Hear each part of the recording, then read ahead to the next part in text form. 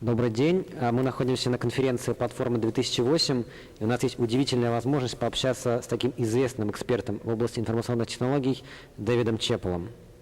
Hello, David. Hello. Happy to see you here in Moscow. It's great to be here. So it's Channel 9 Video for developers, for Russian developers, and I know that you are talking a lot about Software+Services, S+S. So could you please explain me what it's all about? Yeah, good question. What exactly is S+S?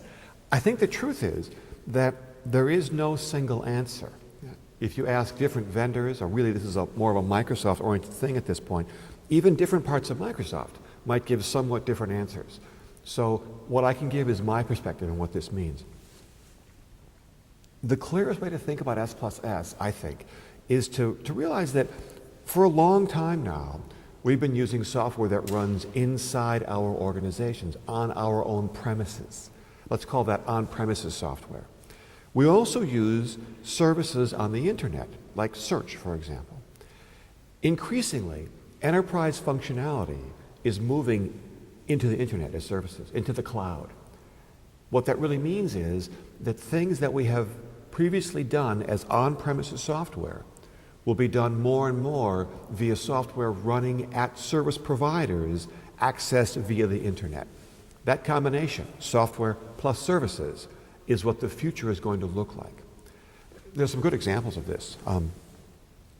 A great example in the Microsoft world is Exchange, where today I can run Exchange locally in my organization, access it through, say, Outlook. I can also use hosted providers who run Exchange in their organization, and my Outlook, or maybe OWA, Outlook Web Access, goes to it via the internet. That's a service. Or I can also use Exchange where I've got Exchange running on premises in my organization, accessed via Outlook, and Microsoft, for example, has something called Exchange Hosted Services, which provides additional services that augment the functionality of my local Exchange. So you're combining, in that case, both on-premises software and services. This notion that we're going to use on-premises software, we're going to use services, we're going to use combinations of the two, is the essence, I think, of S+S. Okay, so about these two letters S, am I right that first S as software, right?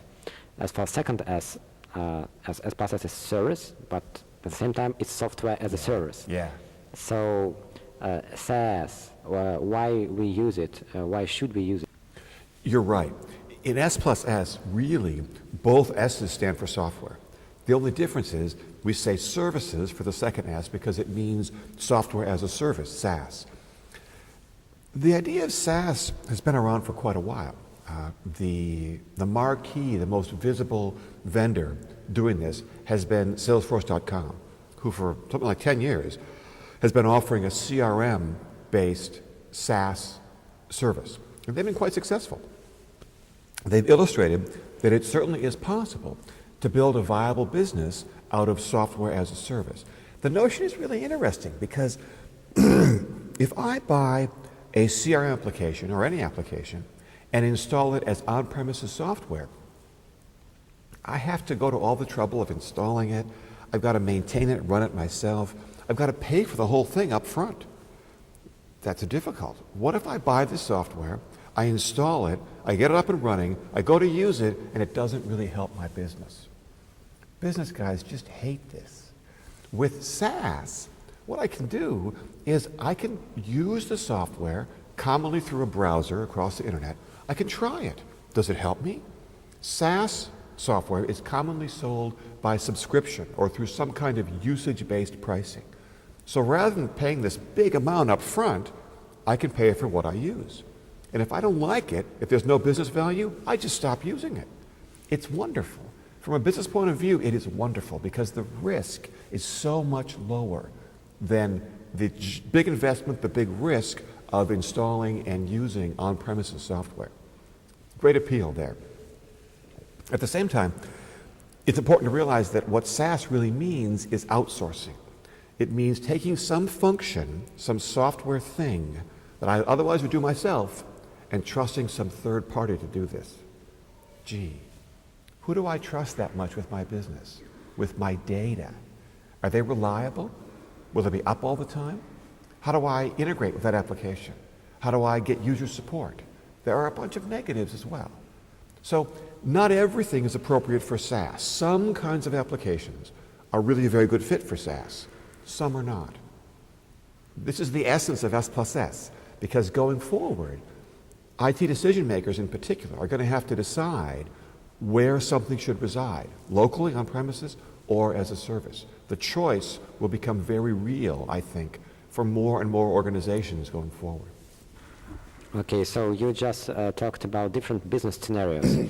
So as for consumer market, is it useful to use SaaS in some websites popular, not business, so they are not by subscription but for advertisement?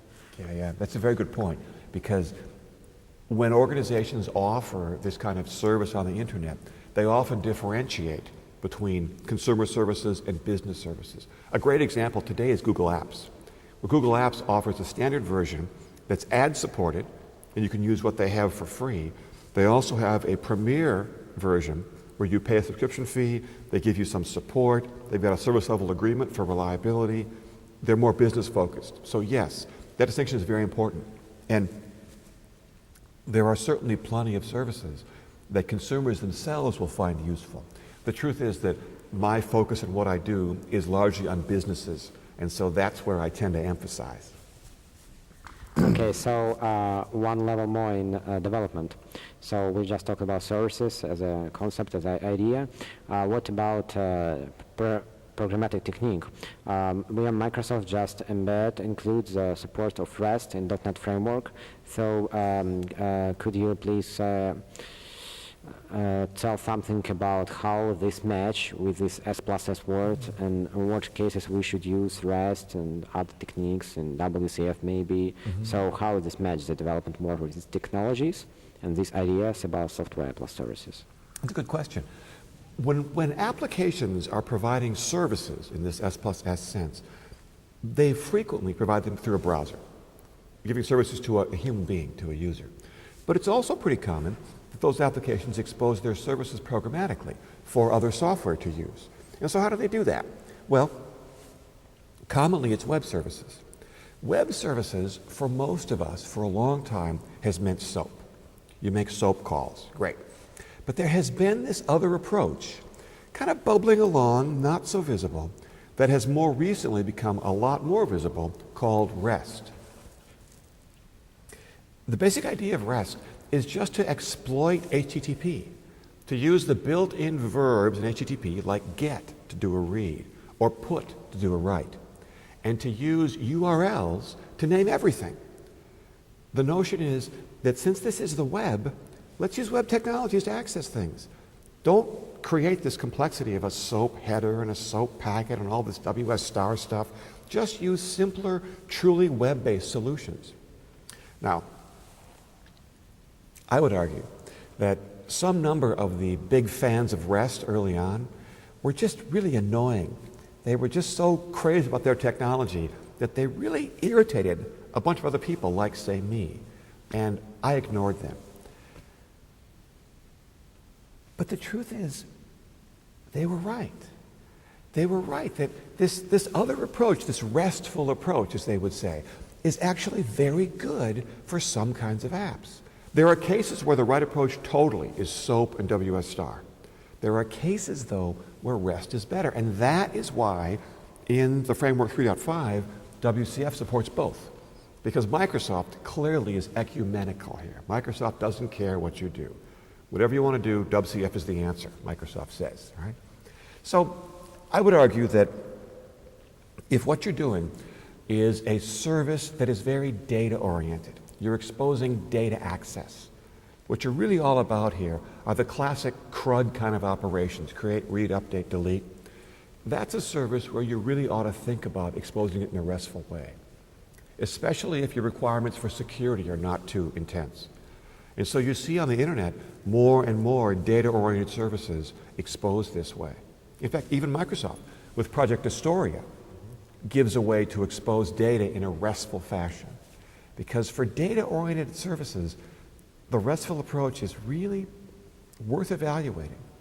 But for things that are more logic-oriented, exposing more complex operations, well, a SOAP-based approach is going to shine there, because with a RESTful service, it's tough to define new operations, whereas with a SOAP-based service, that's what you do.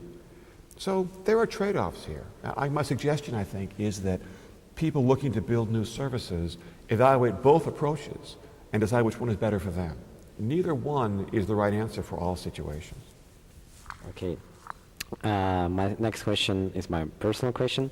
Maybe you know I'm a fan of Silverlight technology, new Microsoft technology. So what's your point of view?